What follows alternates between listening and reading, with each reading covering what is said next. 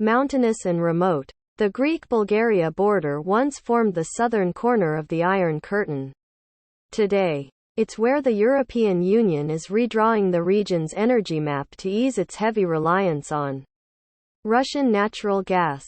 A new pipeline, built during the COVID-19 pandemic, tested and due to start commercial operation in June, will ensure that large volumes of gas will flow between the two countries in both directions to generate electricity, fuel industry and heat homes.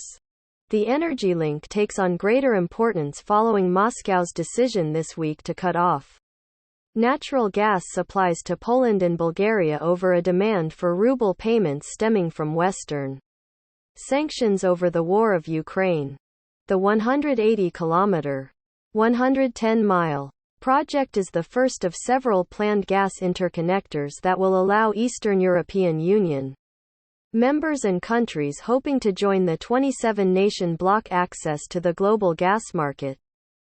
The pipeline connection will give the country access to ports in neighboring Greece that are importing liquefied natural gas, or LNG, and also will bring gas from Azerbaijan through a new pipeline system that ends in Italy.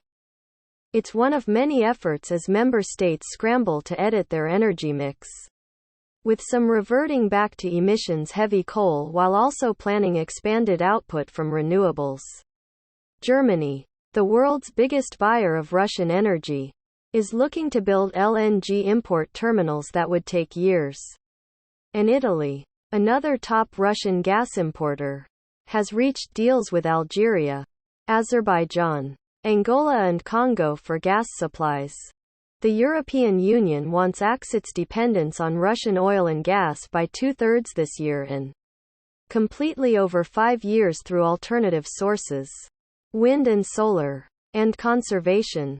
Russia's invasion of Ukraine is likely to accelerate changes in the EU's long-term strategy, adapting to energy that is more expensive but also more integrated among member states, said Simone Tagliapietra, an energy expert and research fellow at the Brussels-based think tank Bruegel. It's a new world, he said. And in this new world, it's clear that Russia doesn't want to be part of an international order as we think of it. Tagliapietra added, the strategy, particularly by Germany, over the last 50 years was always one of engaging with Russia on energy. But given what we are seeing in Ukraine and given Russia's view of international relations, it's not the kind of country with which we would like to do business. EU policymakers argue that while Eastern European members are some of the most dependent on Russian gas, the size of their markets makes the problem manageable. Bulgaria imported 90% of its gas from Russia but only consumes 3 billion cubic meters each year, 30 times less than lead consumer Germany, according to 2020 data from Eurostat. The EU Statistics Agency, officially called the Gas Interconnector Greece-Bulgaria, the new pipeline will complement the existing European network. Much of that dates to the Soviet era, transporting gas from vast energy fields in Russia westward. When Moscow sought badly needed funds for its faltering command economy and Western suppliers to help build its pipelines, the link will run between the northeastern Greek city of Komotini and Stara Zagora, in central Bulgaria, and will give the country and neighbors with new grid connections access to the expanding global gas market. That includes a connection with the newly built Trans-Adriatic pipeline carrying gas from Azerbaijan as well as suppliers of liquefied natural gas that arrives by ship, likely to include Qatar, Algeria and the United States.